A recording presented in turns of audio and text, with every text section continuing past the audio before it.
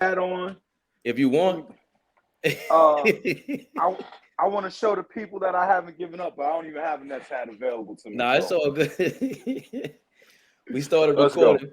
Yo, you already know it's Fabian PerspecTV from Santo Domingo, straight direct flight to New York. It's my perspectives. You gotta expect it, so accept it. I'm here with a special guest. I met this man on Twitter, and he ain't show nothing but love.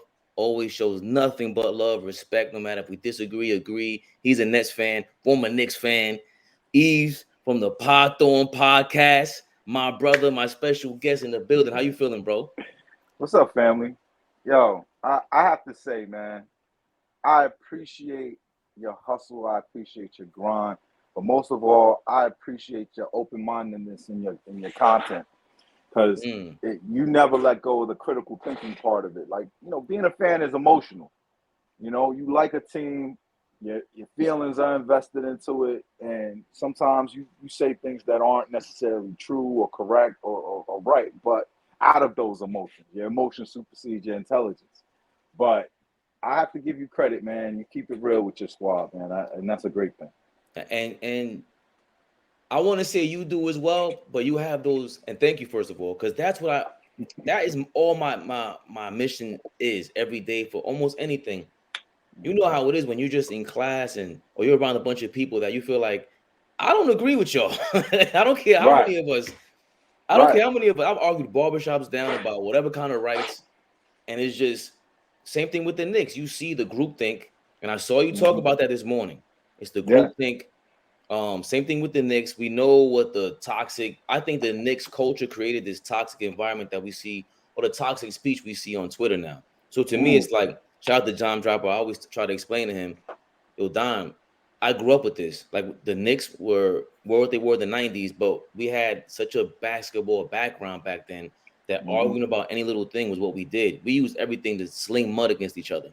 Right. And we always bring up that you were a former Knicks fan to throw shots at you, but it ain't like you don't bring up points. It ain't like you didn't bring up the whole CAA Leon Rose connection. And I know in the back of your mind what's going on with Joe Tsai, the Nets, and especially Kyrie now.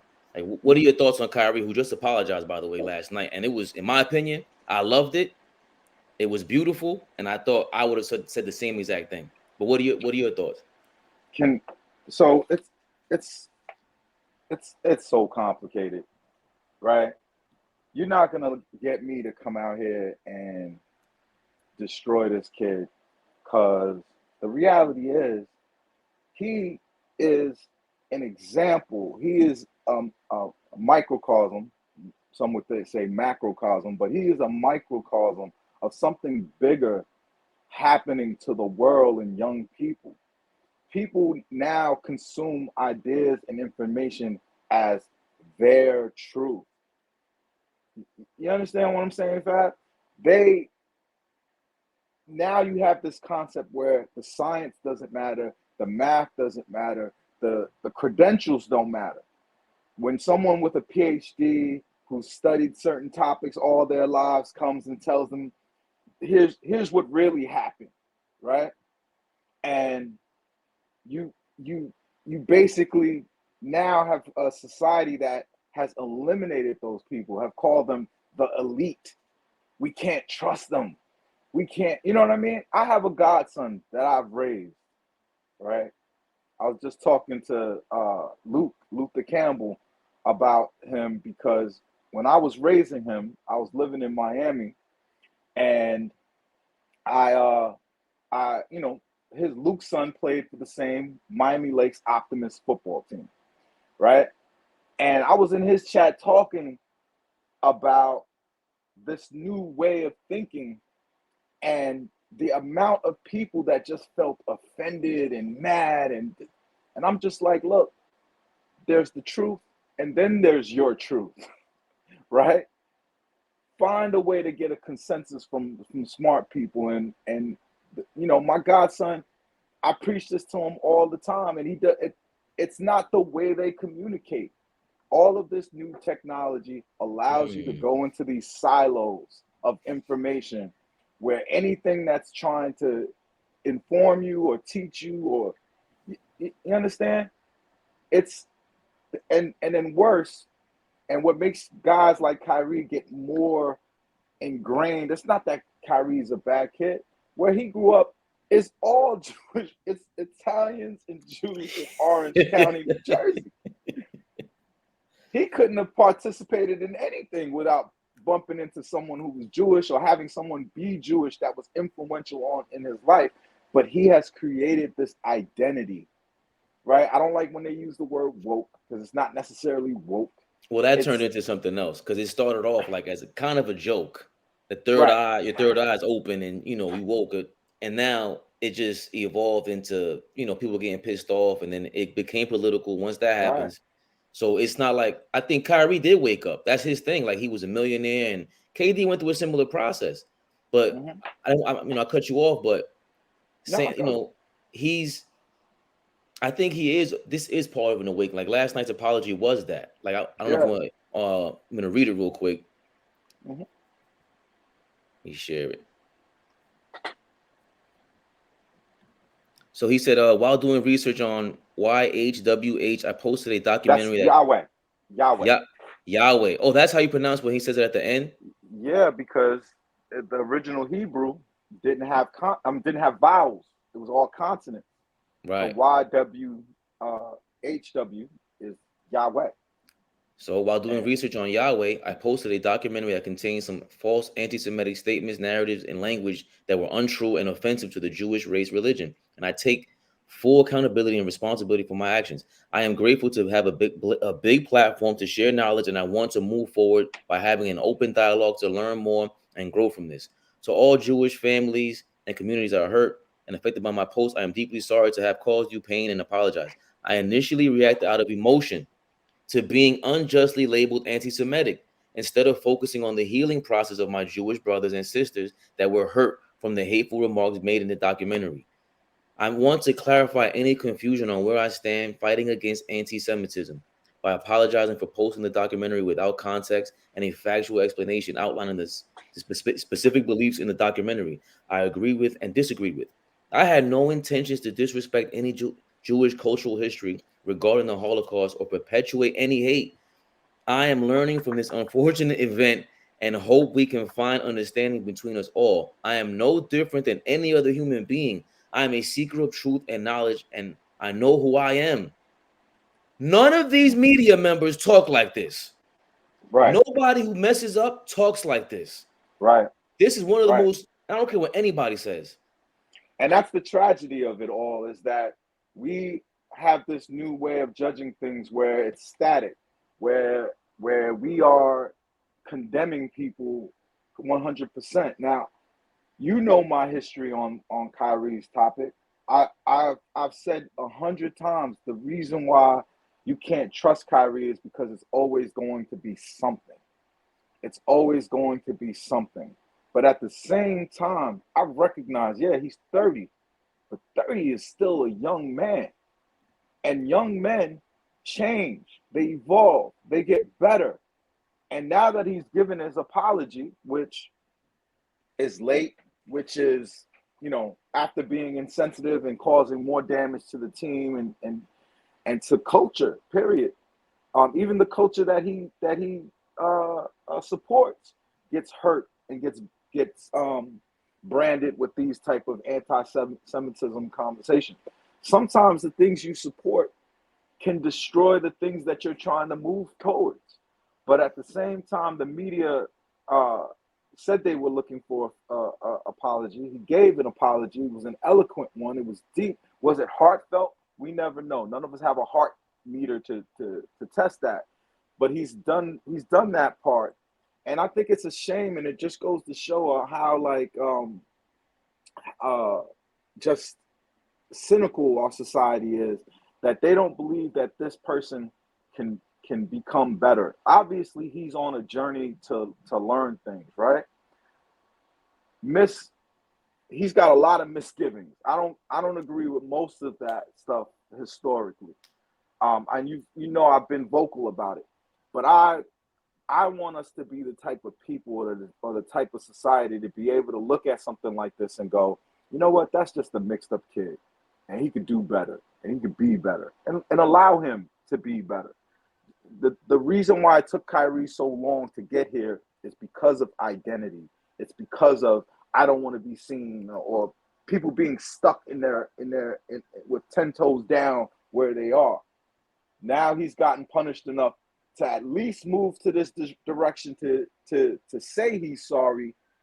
Why not the reciprocation be all right? We're going to accept your apology, but no, people, we're all motivated by our reptilian brain. That's our cerebral cortex. That's the core of what makes humans who they are.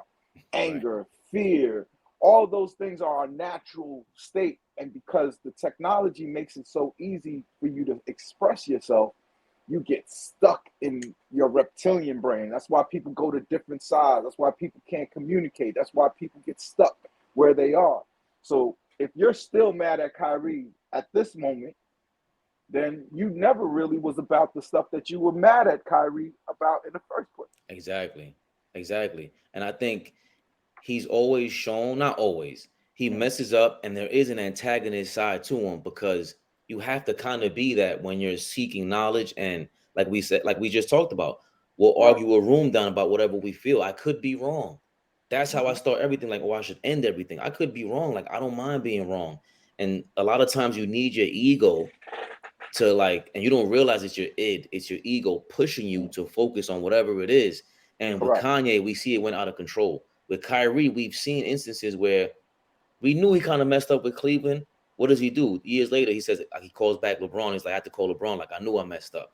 Like that to me, I don't see other people doing that again. And I'm not trying to forgive him for everything. I'm not saying he's perfect, but again, we don't have people saying that enough. And the fact that he's saying he's learning in real time, you know what I equate this to? Like you just said, he's learning, right? If he's learning, think about being in class. There's a reason why there's certain kids that they're just shy. They might know the answer, or they're just in the middle of being intellectually curious. They're going through this process. They don't want to raise their hands. So when a teacher forces them to answer a question, sometimes they're not necessarily ready. They might get nervous. The anxiety might kill them. So he's dealing with that in the middle of an apology, and a media member yells out, "Are you an anti-Semite?" Like, what kind of a question is that? In the middle of me saying, I'm totally against, I'm a lover of all people. Right. Hitler didn't talk like that. Like, you know what I'm saying? Like, these people didn't talk like that. And I think, again, yes, I don't want to throw him any bail in that scenario. He should have made last night's apology was 8 hours too late.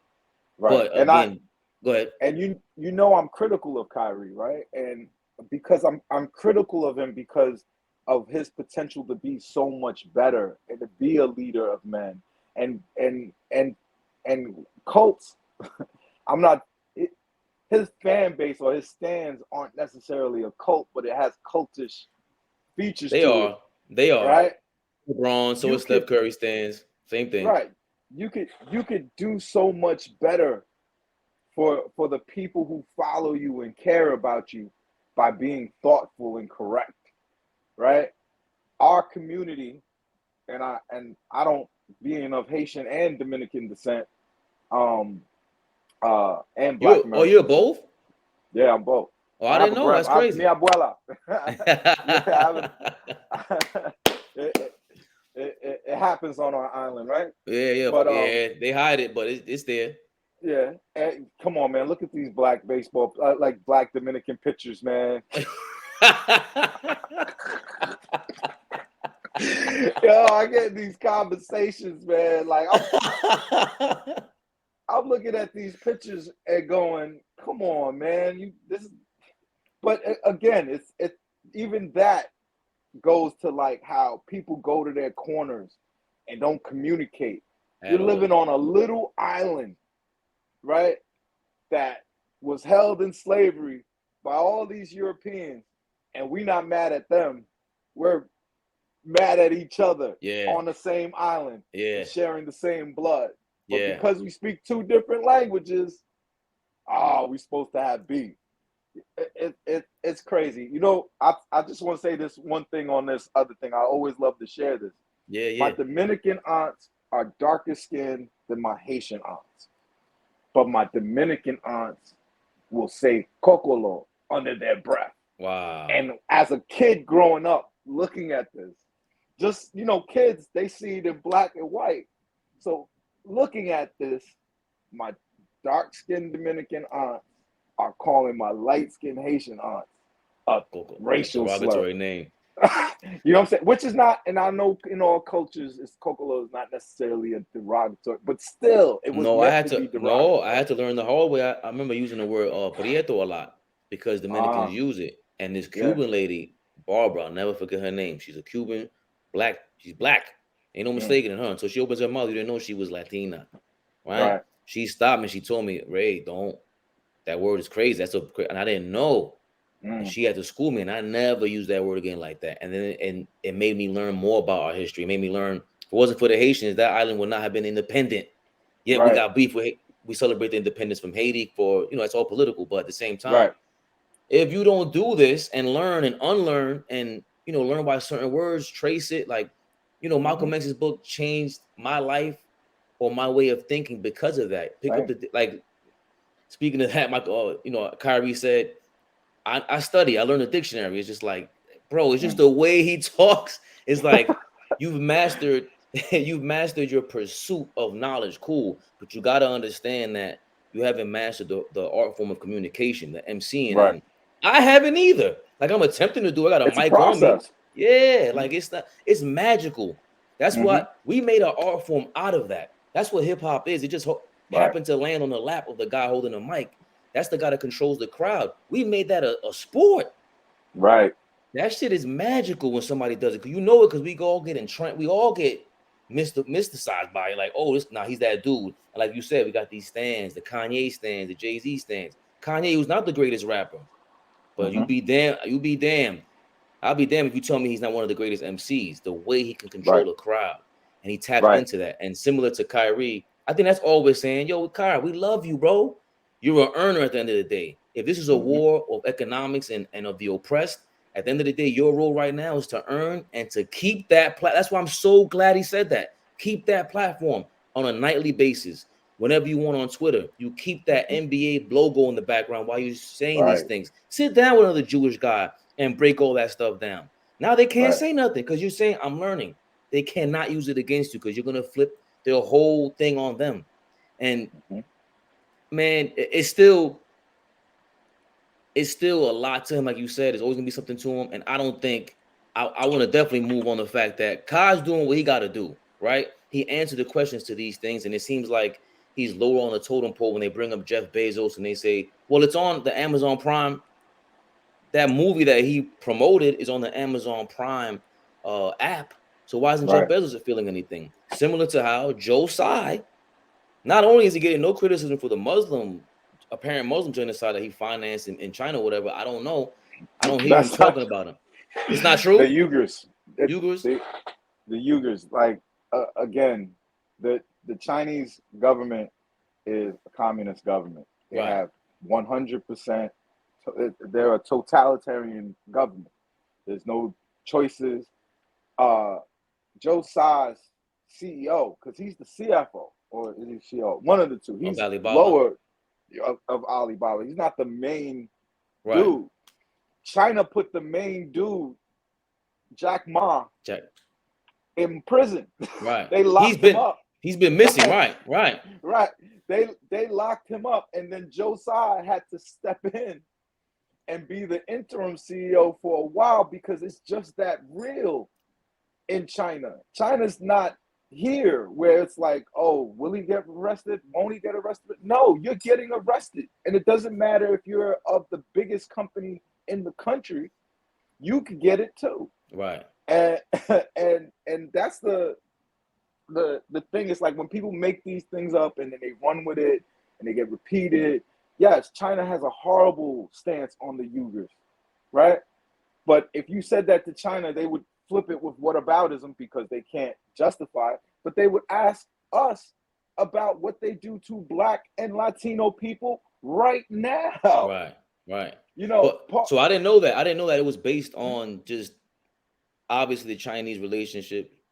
The Uyghurs, I'm pronouncing it right, that's another thing. We just talk about Jewish people like there aren't a bunch of sectors of Jewish people, a bunch of sectors of Islamic people. So the Uyghurs are in China. I thought he had something to do with his money being tied to it because it's all like, it's all political over there. It's a bunch of billionaires that are in Congress in China. Same thing over here. They're all backed by billionaires. But greed is the ultimate battery in your back. Greed motivates people to do all kinds of things. However, in this particular thing, they're communists. There is no religion in communism, right? So if your people are considering itself separate because of their religion, there's no place. And don't get me wrong, I'm not justifying it.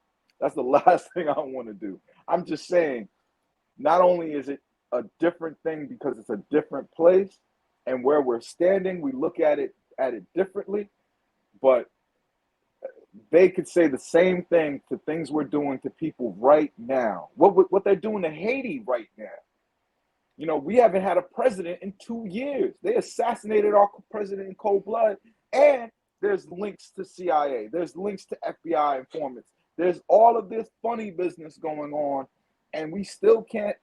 We're still 2 years from when our election should have happened, and we should have gotten a new president. Come on, and I'm not saying one wrong makes the other thing right.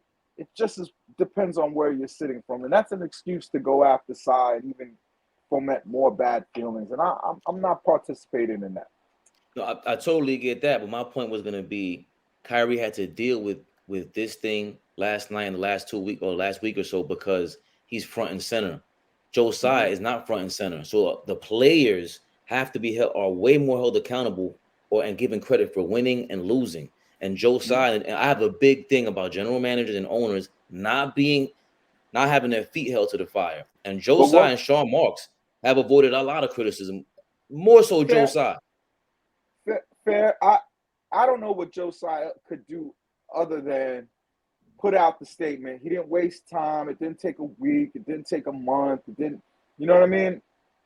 It took way longer and Jim Dolan is at the glass standard. But when everything was happening with George Floyd, they had to force him to say something. And he was the one person that opted out of any kind of recognition to it. Joe Tsai has been quick. With the KD situation, boom, he puts out a statement. With the Kyrie situation, he was the first to put out a situation. Before anyone could put anything on him, he was the first to put out a statement. Now, that doesn't absolve him from anything. That doesn't make anything right that isn't right. I'm just saying, I feel like there's this movement in the media to make it more, like I heard Nick Friedel say, this is the biggest debacle in sports history. No. What are you talking about? No. Keith Hernandez got kicked out of the St. Louis Cardinals for sniffing coke because he was on coke. He comes to the Mets. They had 2 teenage prospects. Both of them get on coke. And I watch Keith Hernandez do baseball games all the fucking time. Yeah. That Mets team should have won multiple rings. Easily. I'm a Mets fan. Right? Okay. I'm a Yankee fan, but I remember. I don't remember. I'm a Mets fan because of that era. But I did not want to blame Joe Tsai for this. This is not. I'm saying that Kyrie clearly is not listening to him because Joe Tsai knows how to move. Right. He's a man Kyrie didn't listen to nobody in Boston. Kyrie didn't listen to LeBron, and as soon as they won that ring, it just was about, right? In Pat Riley's book, I cannot remember what it says. See, this is what happens when you smoke too much weed. But in Pat Riley's book, he talked about the ego and how after winning a championship, that's your biggest battle. Right. Is to get guys who've already reached the pinnacle to do all of the work and sacrifice necessary to go back. And believe it or not, as much love and support I give them, I did a podcast with Evan Roberts from WFAN. Right before, because I had already known that KD and Kyrie was coming. So I went on the radio, I said what I was told, and Evan was like, but you're not happy. And I was like, why are you not happy? I was like, it's hard to motivate someone that has $200 million in the bank, basically fuck you money, to care about building something from the ground up and making the sacrifice and making the commitment necessary to start it from scratch and win it all. That's a hard thing to do with human beings that have fame, that have money, and that also has the goal that they came in the league. Every player comes into the league to one day be a champion. Well, some just come for the money. Yeah. But still, that for a guy like Kevin Durant, for Kyrie Irving, they did it already. They have more understanding of what it takes to win than Joe Tsai, right? In basketball, right? Yeah. But what it takes when you're that rich and you're that famous, and every day when people see you, they tell you how great you are. They reassure that. Can I tell you a little story? Sure. So I used to work for Bad Boy. Mm-hmm. I still do time to time consult, right? Shout out to Puff Daddy. Puff. I've worked with them since '99, and so I know them. I know them at the height. I know them, at some small downfalls here and there. But I did a presentation and I gave all the numbers. Rockaware.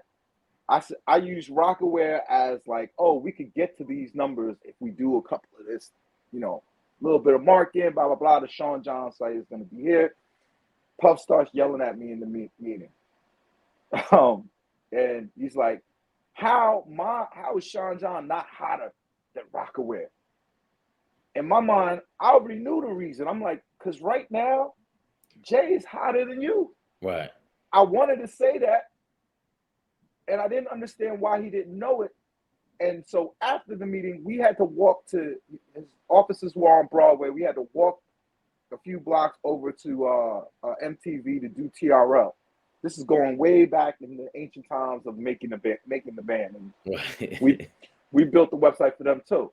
So we're walking there, and every 10 feet that Puff walked, it was a woman dropped to her knees, had both her hands in the air, and was like, "Daddy, it's you! I came to New York just to see you!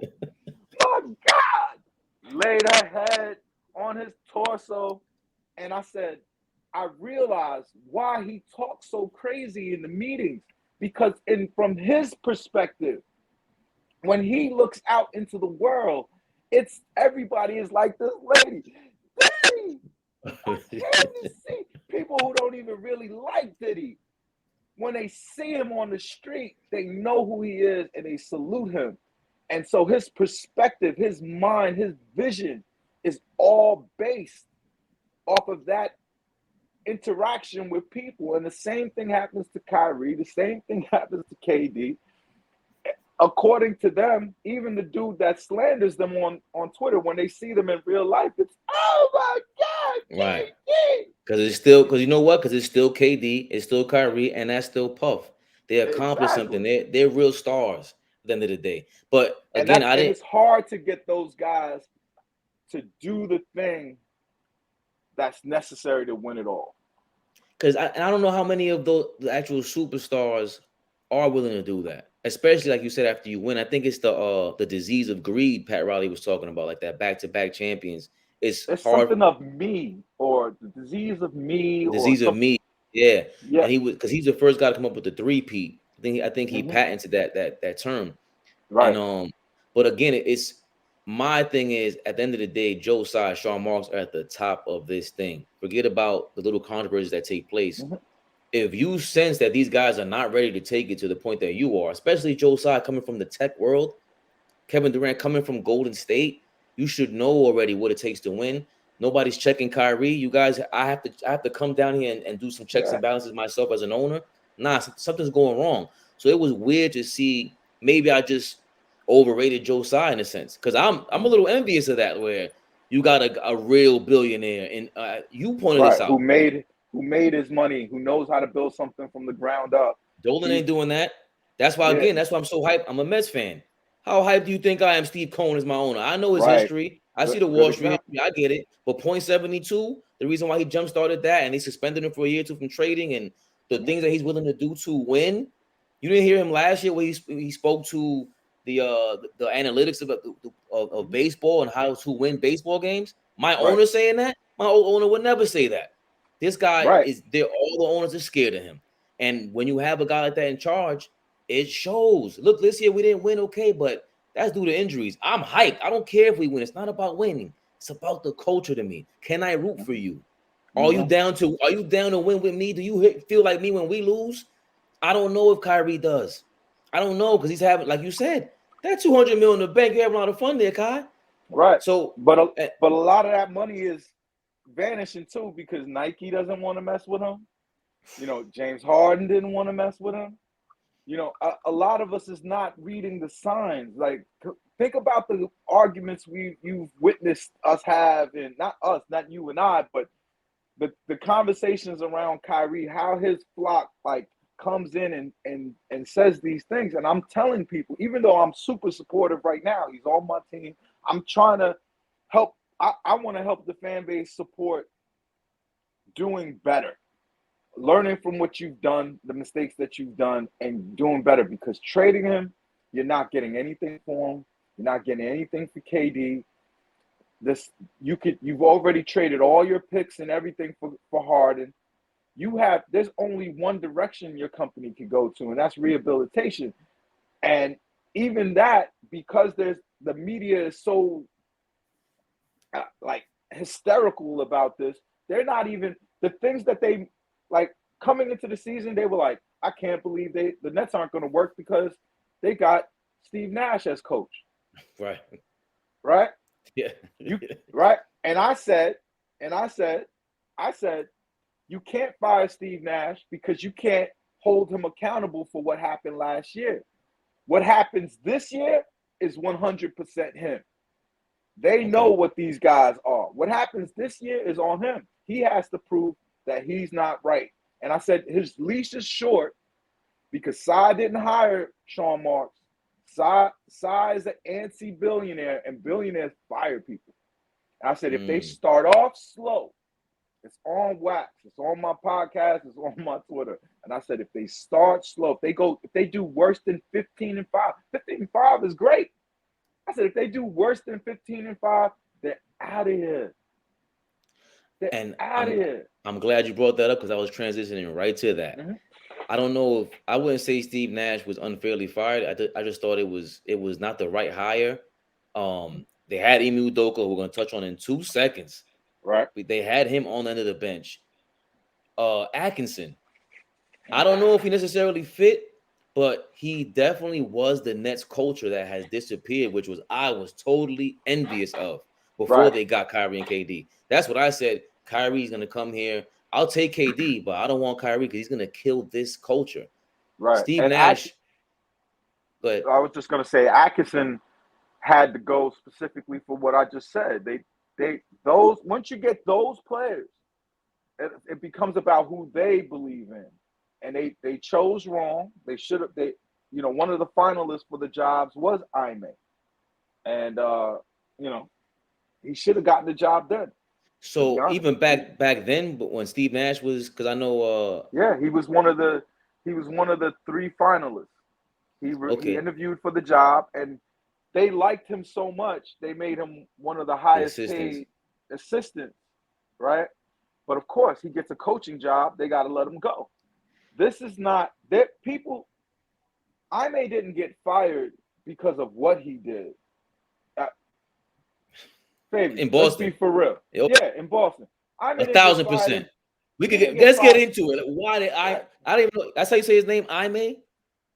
Some of my Nigerian friends say Ime, and some of my Nigerian friends say Ime. So I'll say Ime. I'll spell it right because I need the algorithm love.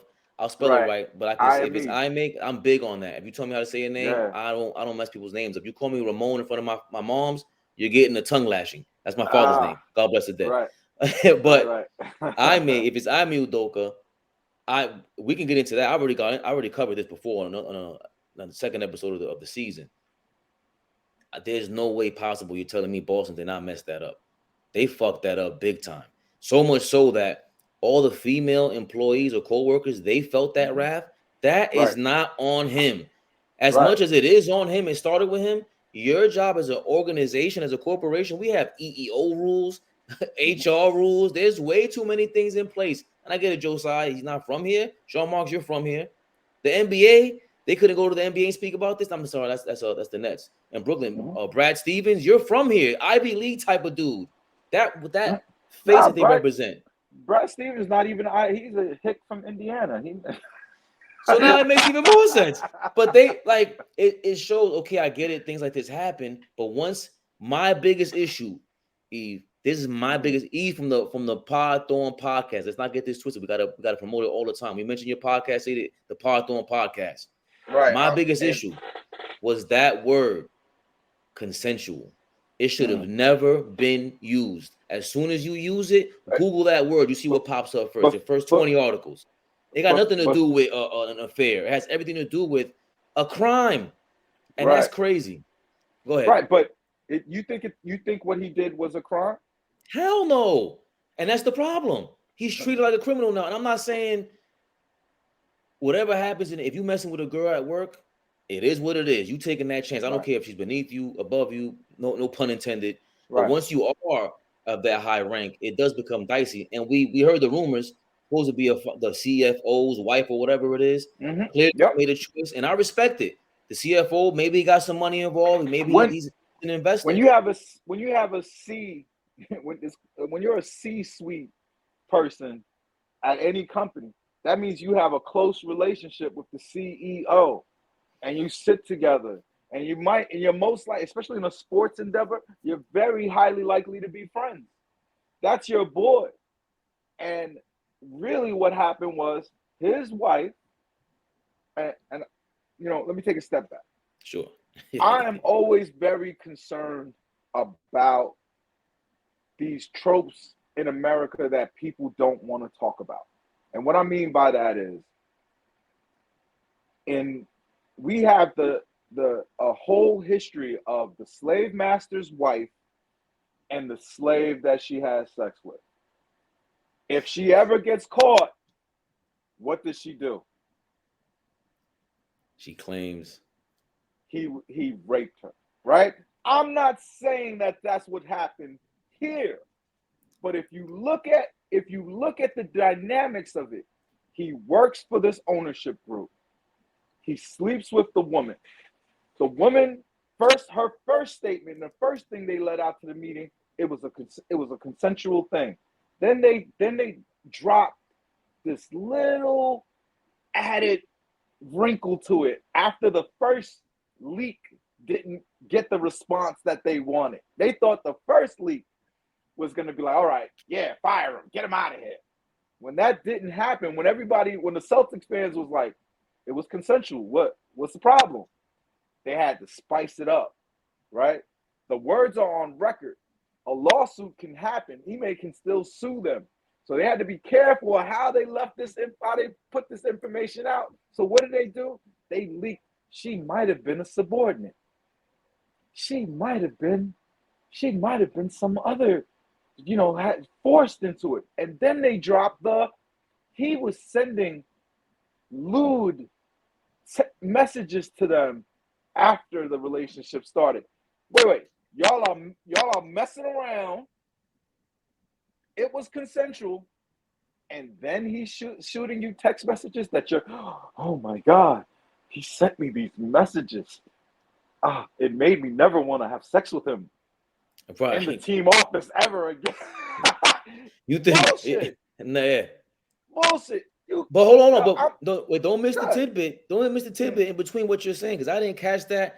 That it would be hard for people to absorb what you just said, right? Because it's an analogy. But the piece that came after that, in what you're saying, is it wasn't all consensual. Right. Those two were the polar opposites. It initially came out this was a totally consensual relationship. Right. Then the other thing was she might have been a subordinate, and it wasn't all consensual. What do you mean by that? That is now. The other side of my brain is saying, I can't rock with you at all. I'll throw stones at you in the street, bro. But now you got me thinking primitively. All right, so what is it? If it wasn't consensual, is he going to jail? What's going on? If it was if it was so egregious when it came when Adam Silver, who did an investigation, not in a formal investigation, but he at least did a query, he at least called and asked what's going on here. The league can't do anything to him. Right. He didn't violate any league rules. He didn't accost this woman. Like, I'm a man, heterosexual man, but I could look at Ime and go, that's a 6'5", like my wife called him light-skinned Idris Elba. Like, that's saying a lot. If you know who Idris Elba is, like what the effect he has on our ladies. My wife works in the fashion world, so she had some of her colleagues over, and one of them was a gay gentleman, and he said the funniest shit. He said, Ime, that pretty man is a gateway drug to black dick. Oh shit! Whoa! Oh, I think we got a reel right here.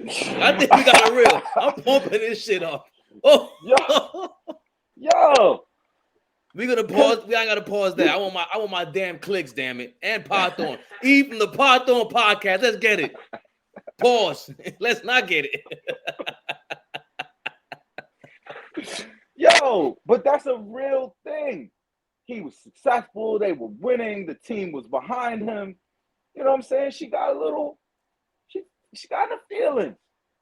And I heard they told him to stop, which I'm not even going to focus on the conjecture part of it, but even if they told him to stop, if she want to be with him, you know, she chose. And in our culture, there's rules to that. But in this world, there's saving face. That's my guy. How could you do that to him? Right. He could have banged anybody. Why his wife? Because she liked me, and I liked her. And that's what happened. Wait. Let's keep it real. I'm the coach. That's the boss's wife? Yeah. Let me get that. Hold on. Just we keep it low or whatever it is. However we grew up, apparently from a Ring camera, it happened. I got a publicized relationship. No, they're not married, but at the same time, you know how it is. People, once they put you together, you're basically married. That's like a Dominican marriage. Right. You live together, you are married. So I get it. But at the same time, everybody find out you're not married at the funeral. Right. oh shit. It's a different topic. But I think once that happens, it's just, again, this is why you have to be super careful when it comes to these cases. This is why these rules are in place. Because, by the way, all those girls could sue. Ime could sue. If they can't get another job, they could sue for distress because you did not handle that correctly. This is why. But this is how you know what happened. Nobody else got fired. Right. Everybody kept their job. Everybody, you know what I mean? Ime couldn't keep his job, obviously. Right? Obviously, they're mad. Obviously, it's bad because he deserved to be fired because it was the owner's wife. But what that got to do with the Nets? It has nothing to do with the Nets. The Nets shouldn't hire Ime, are not hiring Ime out of desperation. They're hiring Ime out of regret. We had him in our building. He knows our players.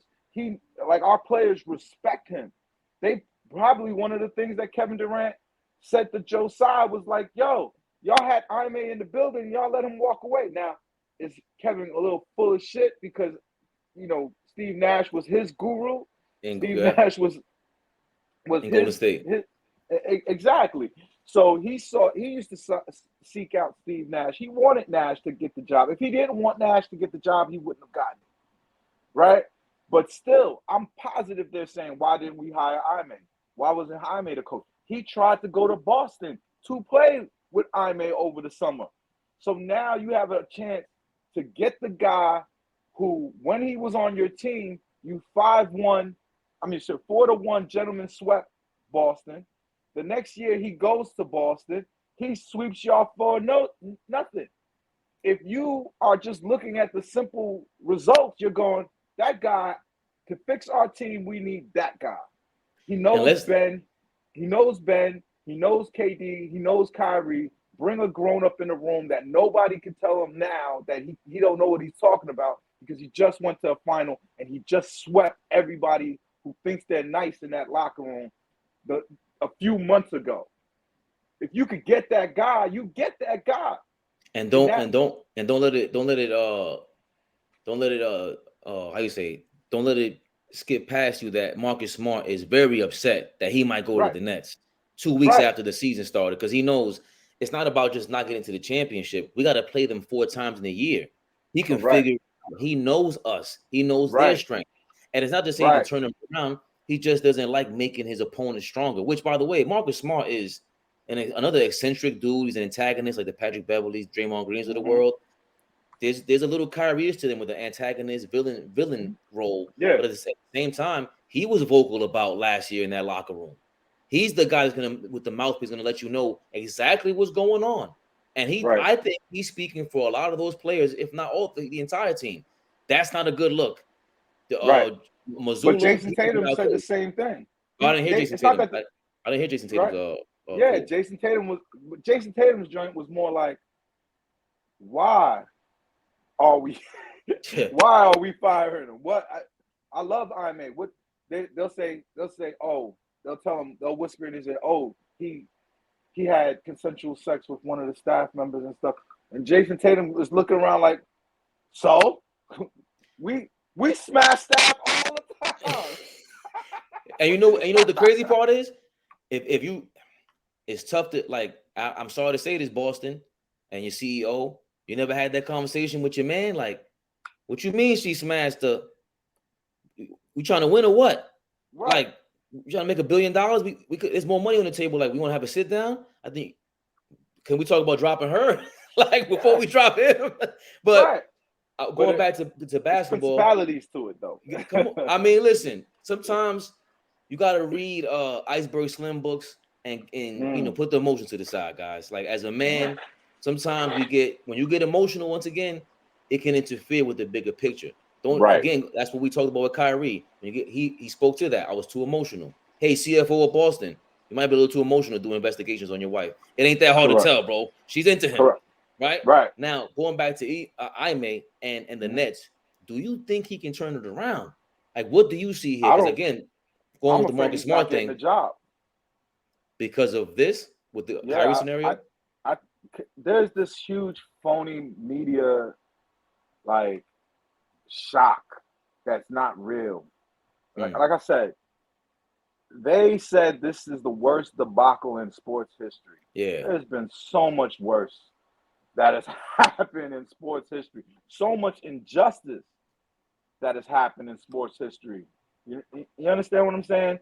That you can't let these people manipulate you and have you join in groupthink of, oh, this is the worst thing that's ever happened. I'm not just saying it as a Nets fan. I hold the Nets responsible. I crush them when necessary. But this is not you. They've got a player that's a weirdo. Wow. Great teams have had weirdos all throughout history. I'm famous in Nets Twitter for saying Kyrie is a dickhead, but he's our dickhead. Right. You can't if you're trying to prove that he's not, then you fail. Right. Because he's a dickhead as much as most of these dudes on the internet with their internet logic are dickheads. 1000%.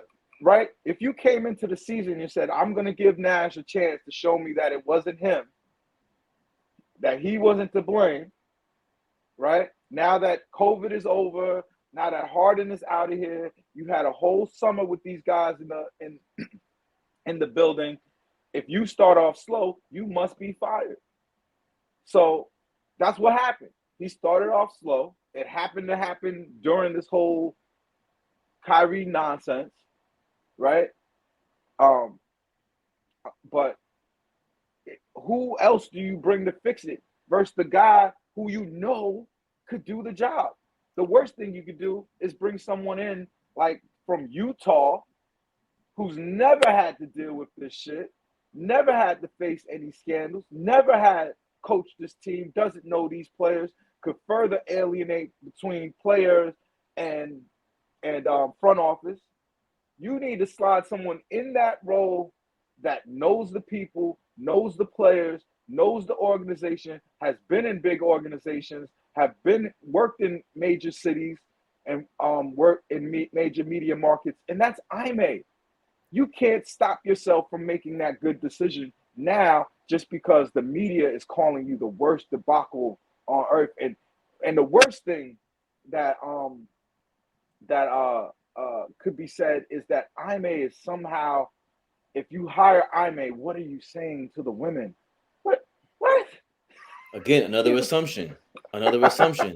What do you mean? What are you saying to the women? Bon appetit. I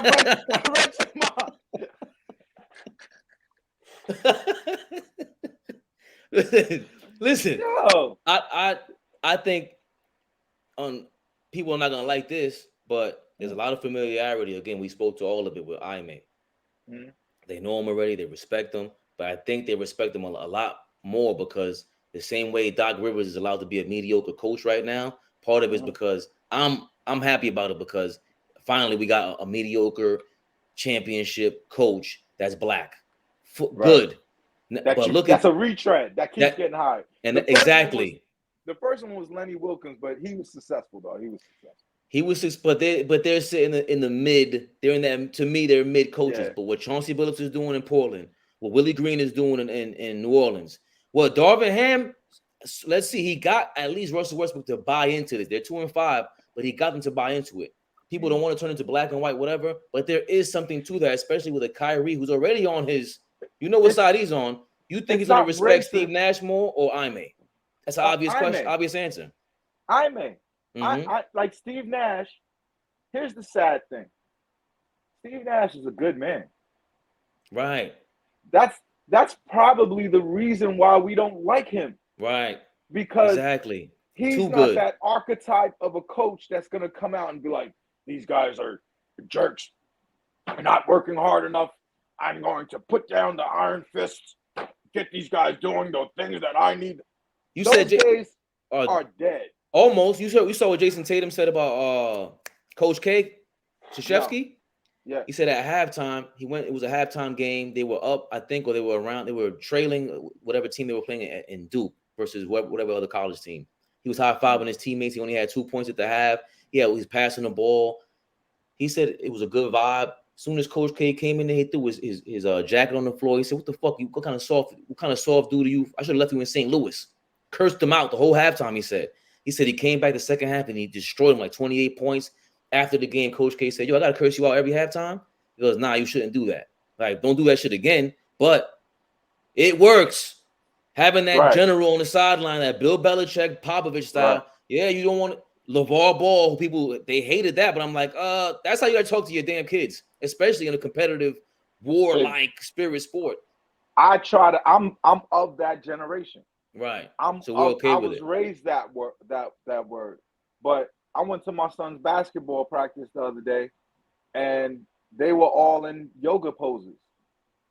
You understand what I mean? What? You understand what I mean? Hold on. Wait. But they were doing yoga. But there can be. Was that post practice? Yeah, no. They scrimmaged after. They brought in a specialist, a local person, or maybe one of the parents, right? And they had the basketball team doing yoga. My kids talk about bullying in a way that I don't even understand. Right. My son goes to PS11. That's Biggie's elementary school. Mm. When he transferred to that school, because he was going to school in Park Slope, top-rated school, bullshit, I brought him back home to the hood. But I was a little worried. I was a little scared. I was like, yeah, my son, he hasn't been around, Bed-Stuy like that. Right? Right. And he's only in first grade. No, I got to the school, all of them talk like that. You ever hear Zion talk? Yeah. He don't talk like one of the Migos. No. He don't talk like a trapper. It's which is good. Time. Yeah. It's great. Yep. It's great that these kids are growing up in a time that they don't have to be some archetype of an identity created for them, that they could be whoever they want to be. But the most thug and gangster talking dudes that I hear now are the ones when my son is playing Fortnite. It's little white boys talking about S they dick. You know what I'm saying? Like, and throwing the nigga word around crazy. That's always been the thing with Call of Duty and Fortnite. Right, but in person, in face, it's the different kids. They're sensitive. They like I'm seeing little kids with braids and earrings and little boys look tough, like super tough. But when they see my son, they be like, "Hi, Trey." This is I still have scars everywhere of fighting in these hallways in these elementary schools that look like prisons. Yeah. For them to be like, "Hey, Trey," it's a different time. We're not the same. My generation is not the same as the Charles Barkley generation and all those cats. Those dudes was tougher than us. The generation that came after mine is not as tough as mine, but they're tougher than these new dudes. If you were born in 2010, you grew up with an iPad and you chose at any point what it was on your mind that you wanted to do. When I was a kid, I would run home all the way from school, about a half a mile, to catch G-Force that came on early to see my one little glimpse of anime, right? These kids now, they think it and they acquire it. They think it. Food is not go to the supermarket and pull Abuela's cart home. That's not what it is anymore. Food is Amazon just delivered it into the front door. These are different human beings. These guys are born in 2004, 2003, 2001. You need a different acumen than even what Coach K was talking about, because we're different. These players are different, and I think Ime has that mix. But the most important thing about Ime is that he has gravitas now. I went to a final with a team that you beat 4-1, and then I swept y'all. You're gonna listen to that dude. Yep. You're not gonna listen to Snyder hypothetical what I did with Gobert and Utah's nonsense. You didn't do nothing, and we don't know you, and we already have trust issues, and we already accused of being an organization that doesn't hire Black people to high positions. That's an excuse, even though that's not true. But that's just something that's being asked. The Knicks, they have a MAGA owner, and they have Black people sprinkled out throughout that organization running thing. So they really should give Ime a job. I believe he's really the only one that could salvage this. And they need each other. I think exactly, and I think it's one of those weird things you read about from 60 years ago in sports, where something happened and you go, they traded Babe Ruth. Why? From 100 years ago, and all of a sudden you might have the Ime Brooklyn curse, the Ime curse on the Celtics, because he just happened to be available. He just happened to be the right guy that you let go, and I can see him handling this. Like, I think what he went through is worse. Like, again, we talked about being basically kind of accused of rape, and the way your name is in the mud now, it's a little bit worse than being called. They insinuated rape. Right. They insinuated abuse of power. Right. Which lets everyone have an imagination. But then they had the moral. They were able to claim the moral uprightness by saying, we don't want to reveal who he did this to. When the world knows, and not only does the world know, but they protected them. Right. Why? Right. And so what do you think is, like, this is kind of rhetorical, but what do you expect to happen if he becomes next owner? You don't think we're going to find everything out when that happens?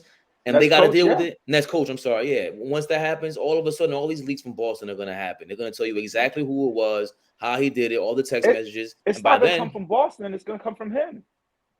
You think so? I don't think Ime thinks he did anything wrong. Okay. And I think if there was more transparency, and I think this is more problematic than anything else, there's going to be a lot of dudes, uninvolved dudes, who's going to be giving Ime virtual pats on the back of like, Oh, word? That's what you was doing? That's what you was slinging like that? Ime, what did you do? You just used to walk into the room with your dick out? Like, And what they are you threw. doing, Ime? They was throwing it at you. You rolling the Bro. dice like Eddie Murphy said on the crap table. Give my dick back.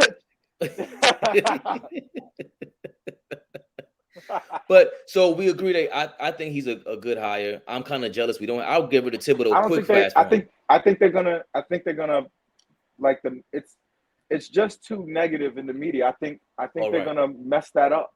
Hold on, wait. I have a theory. No, I disagree. I think Joe Tsai understands New York media. I think he understands playing the Vince McMahon, George Steinbrenner role. That's my opinion. I think, listen, this is how we're gonna handle it. I'm a little jealous because I'd rather Dolan go, yo, what's up with that guy? We ain't doing. I don't like how we're looking. What's up with? Is he that good? If they don't, and I don't see Dolan obviously doing that. And Leon Rose, like DAA connections, you have Rick Brunson on the bench and Tom Thibodeau there. I can't see it happening. Well, you don't think I want my team with that guy? I understand what it is. It's an even bigger platform to have to deal with all this from. As a Knicks fan, you know that. But I'd rather have him. As we talking about, as far as coaching, he's not a criminal. Get that guy over here. Now, I did want to ask you if you do get him. He also has a 20-year history in the NBA. This is he played on Portland. Come on. He's never done anything wrong. And I'm telling you, from the basketball players and people who I know, when they talk about this, and that's the other thing there's Twitter upright indignation, there's media upright indignation, but when you sit around and cameras are off and people are talking, everyone is saying, what the fuck? Fact. Do you see Dolan sitting courtside at games? How many women does he sit courtside with? Right? One? Just no. He'll be out there with double dates, and they'll be like 24-year-olds, 23 years old. Go ahead, just Google pictures of Dolan sitting courtside. He stay with chicks. And Joe Tsai, in retrospect, sits courtside with his wife and his 2 kids. And that's the guy you want to basically like. The Knicks had the Anuka Brown Sanders thing. Nobody said, oh, it's the worst debacle ever. Oh, the Knicks will never come back from this. They were signing free agents the next year. Nobody cared, even though that was even way worse than any of this that we're talking about. But all of a sudden, and I know it's a different time. My podcast partner, Matt, always reminds me that it's a different time. It's true. But at the same time, if we're talking about right? Show it. I've been to Madison Square Garden games. Look at what's next to him. Look at how he sits. He's a fucking prick. Look at this dude. No, stop. Zoom in on that picture, yo.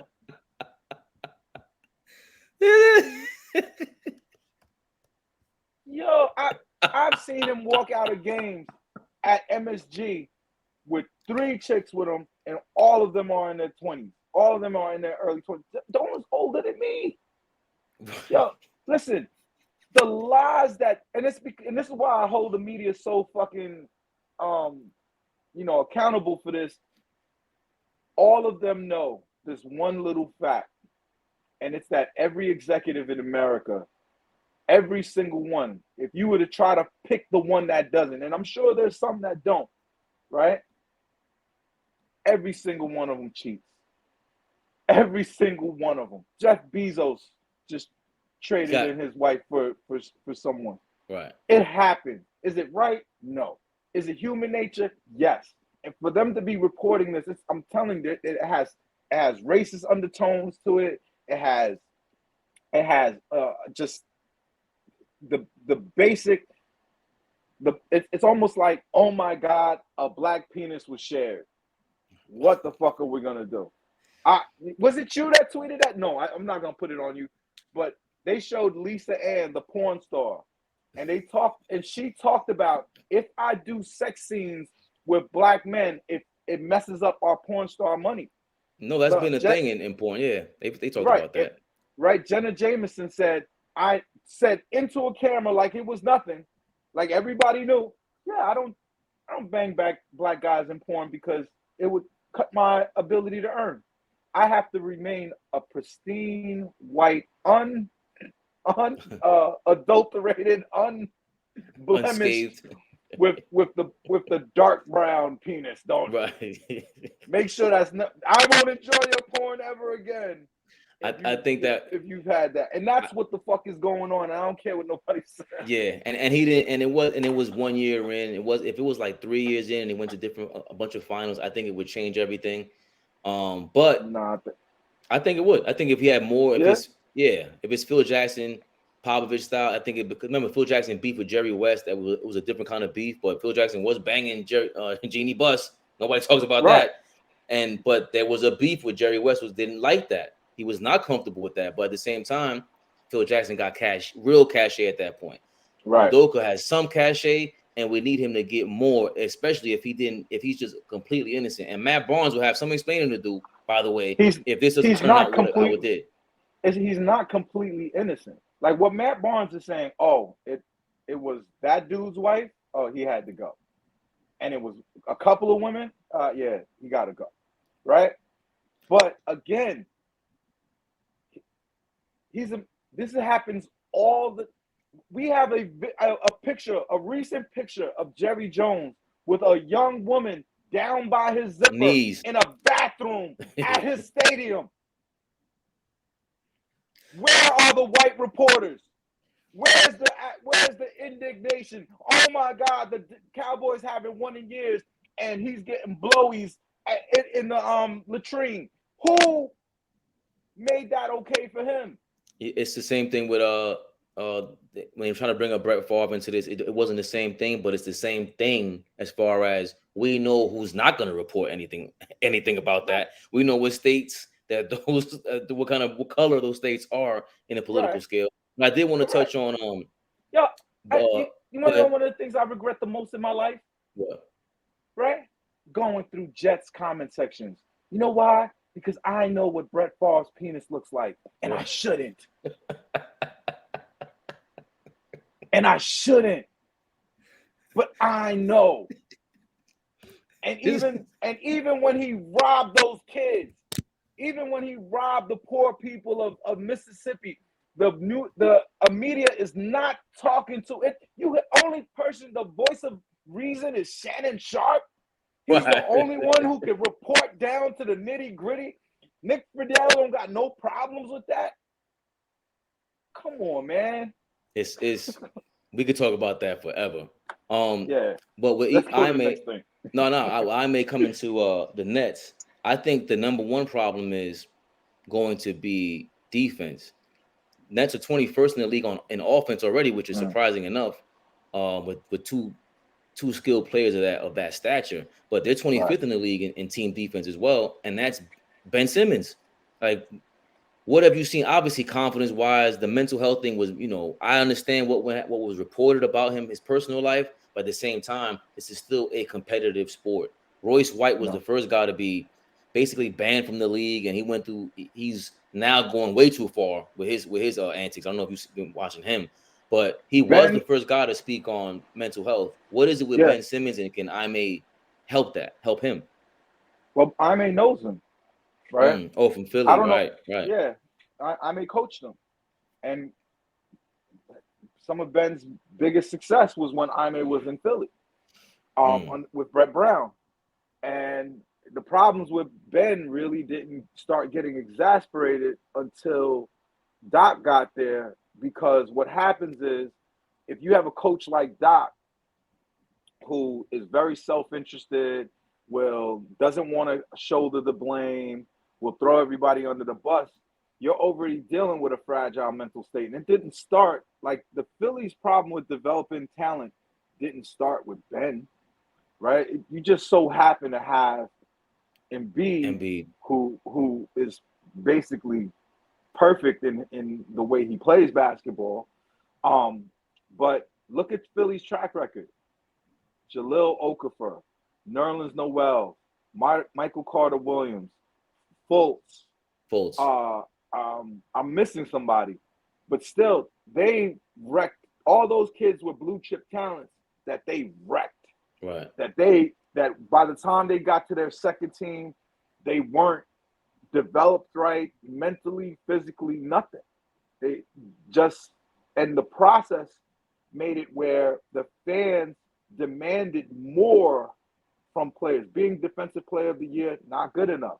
Being all NBA defense, was it 2 times or 3 times? Not good enough. We need you to, it's the process. You were supposed to be LeBron. Right. You were supposed to be this other thing that made them never be able to see what Ben can do. So now we've got Ben trying to play more than his body can play. He had surgery only, not even, what are we in now? Like 4 months ago, he had surgery, and he was back on the court playing a month after surgery. And then he goes to training camp a month after that. So he's not in shape. He hasn't played ball for 2 years. I don't believe players stop learning how to play defense. I think he could come back and be better.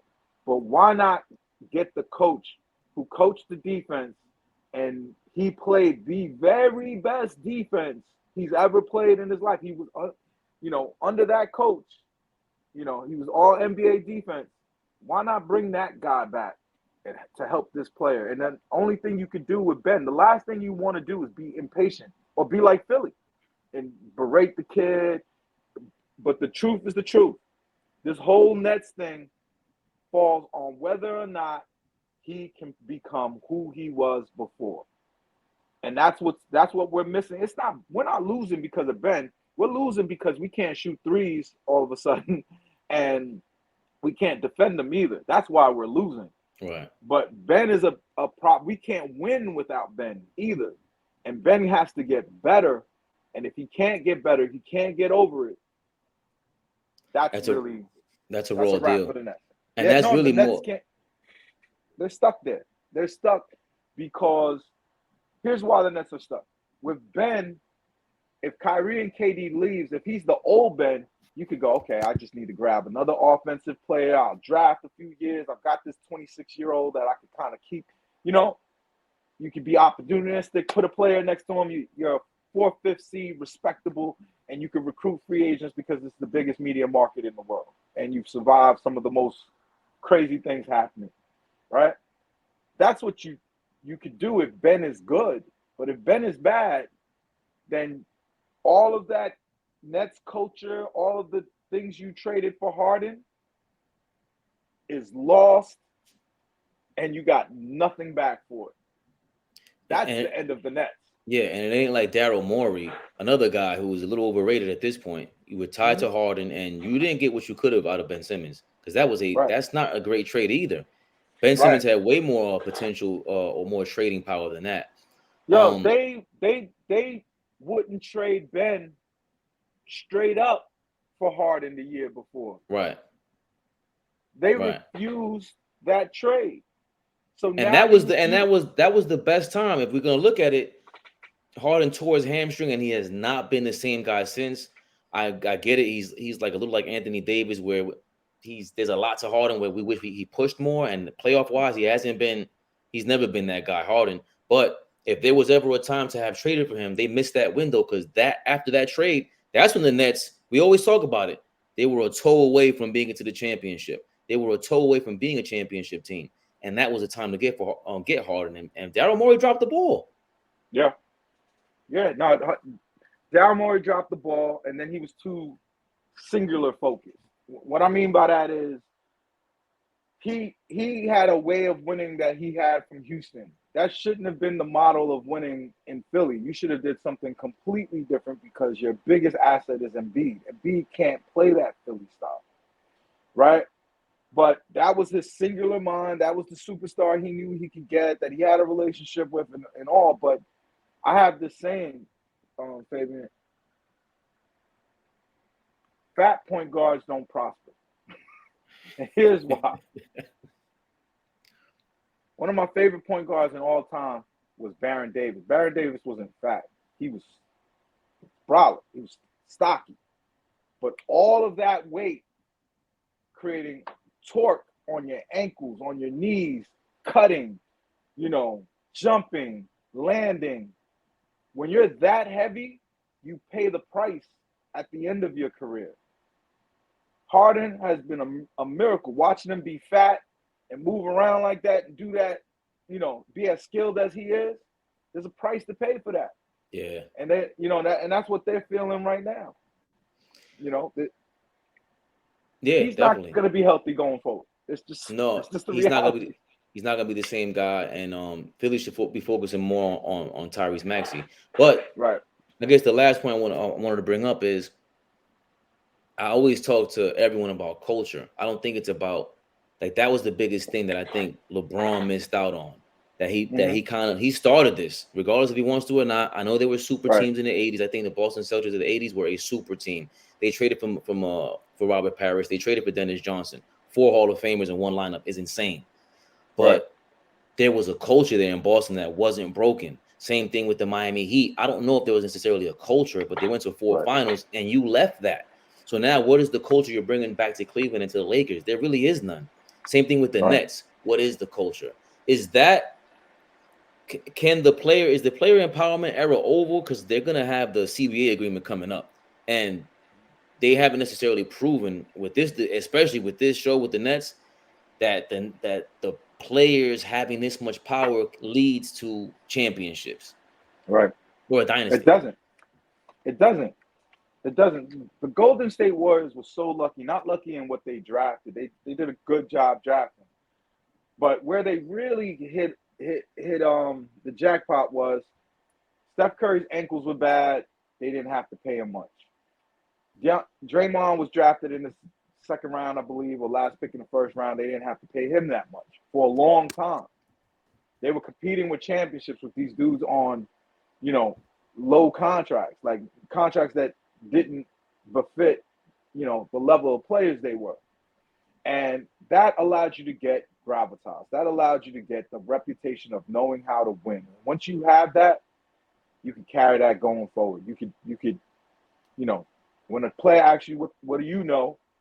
You just show them your rings, right? Right. Now, culture, I believe, is the only route. I apply this to my business. You understand what I'm saying?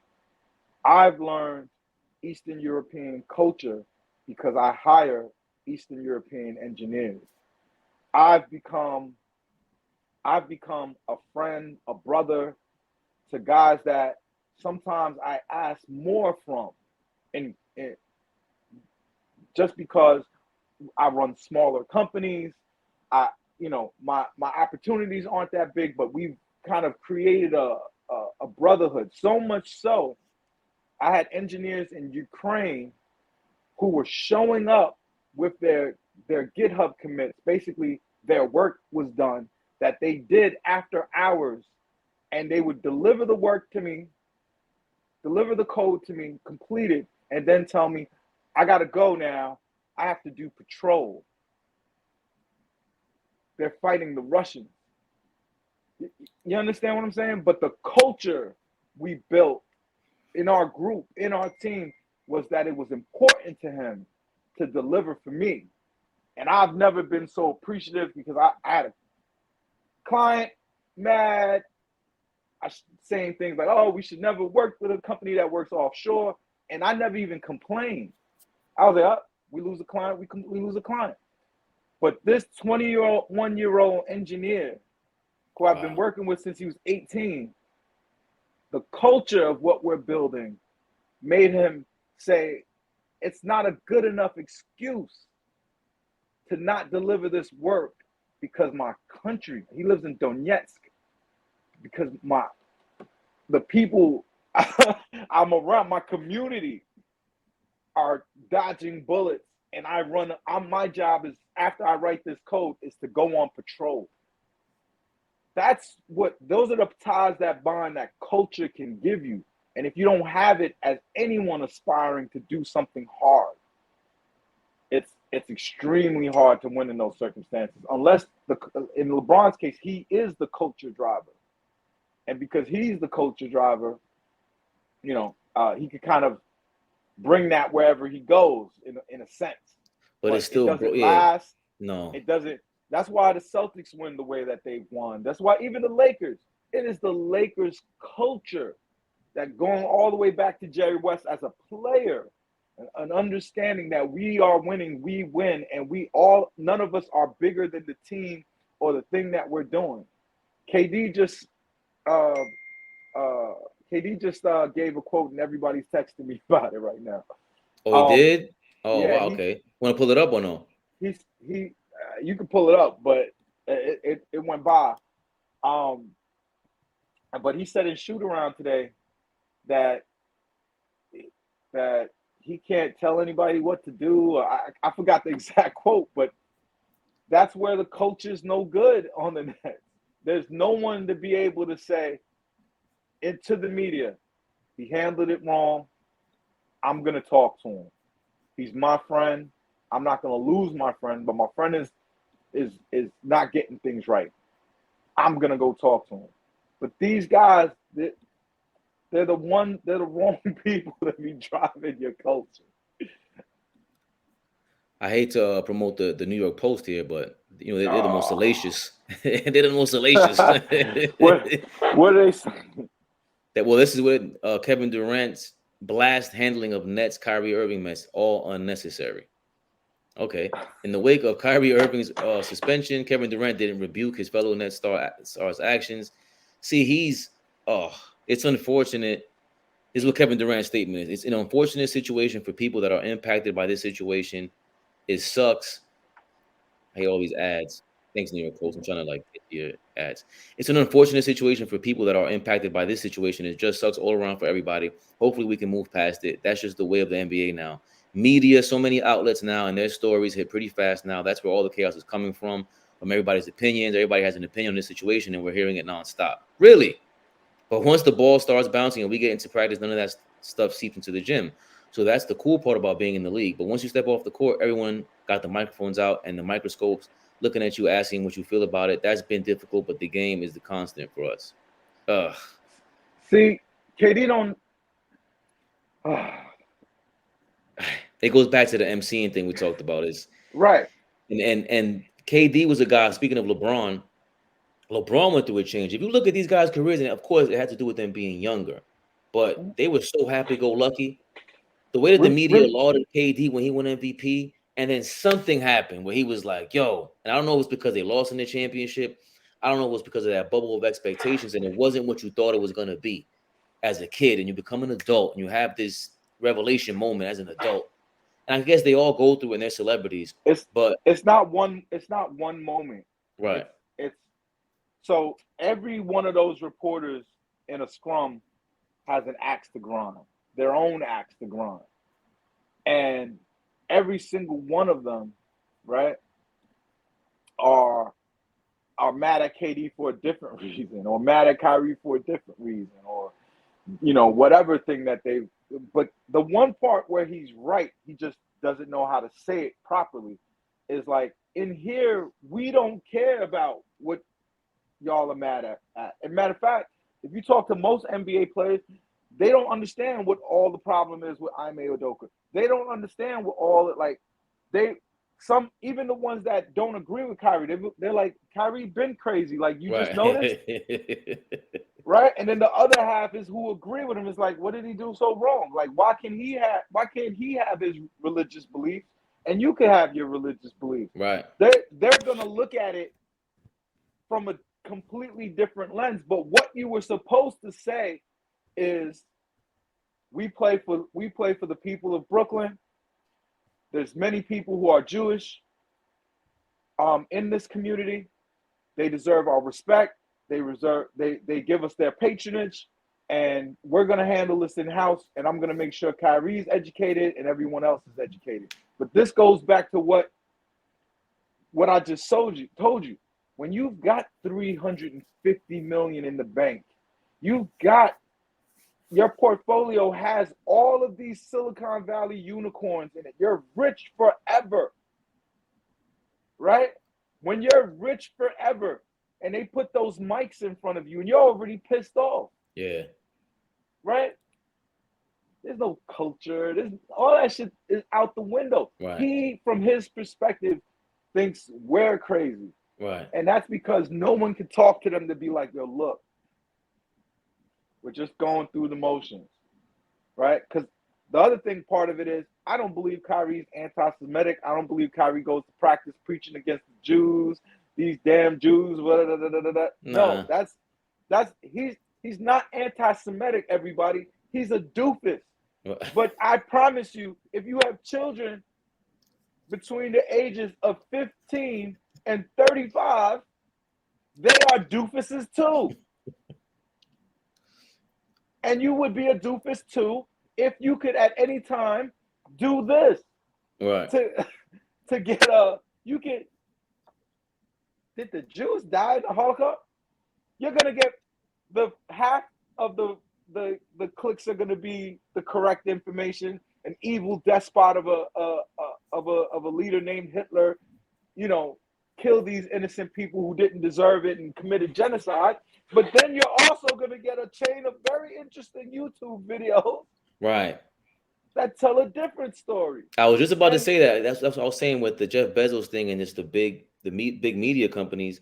Once you click one thing on YouTube and you watched it for a certain amount of time, they know you're interested in that. So the algorithm is set up to kick more of those videos towards you. That obviously happened to Kyrie. Obviously, he's growing up in this era. So YouTube is full of nothing but that. Earth was flat. Fab. Come on, man. Like that, but that's fifth grade shit. But hold on. Don't they teach you to look into the horizon and you can see? And when you were in art class, all right, fine, you flunked science class, but you did perspective drawing in art class. You were drawing into the horizon.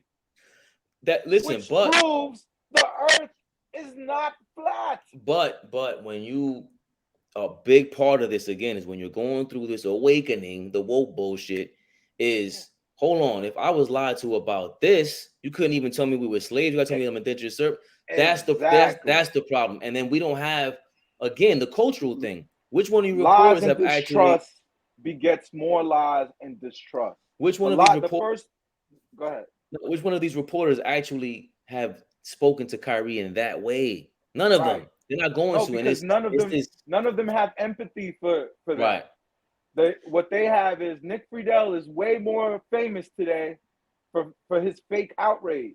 Right. Right. He's way more popular today for his fake outrage. But obviously, this kid is getting bad information from the things that are attacking him now. The things that get pumped into these devices. Do you think that KD is in some psycho genius way trying to get suspended too for the next 5 games and not have to deal with this? Yes, that's exactly what's happening. Let's go on vacation together, cop. Fuck them. Let's get out of here. Let's go to Europe. 1, 2, 3, Cancun. Let's go. And then let's go to Europe with a bunch of white chicks. Yeah.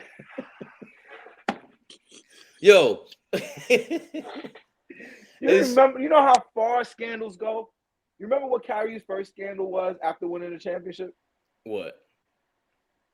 The boat scandal. Oh, with the girls. Right? Remember Kyrie said, we don't want no black girls on this boat.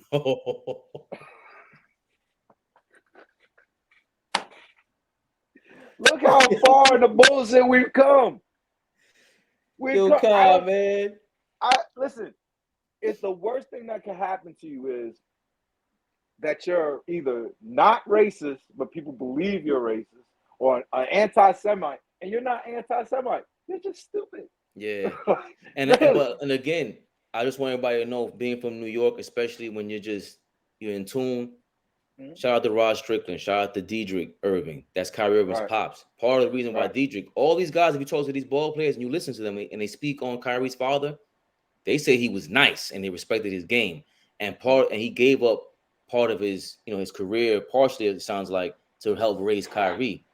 Kyrie lost his mom at a young age. I don't know, what you go through at 14, you lose your mom as a teenager. Yeah.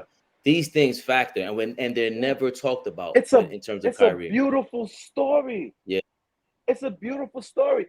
No, Shantalia, I hope I'm not pronouncing her name wrong. His stepmother, like, helped raise him.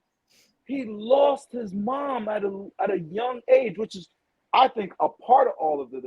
And if you look at what Kyrie and Kanye have together, is both of them lost their moms. Right.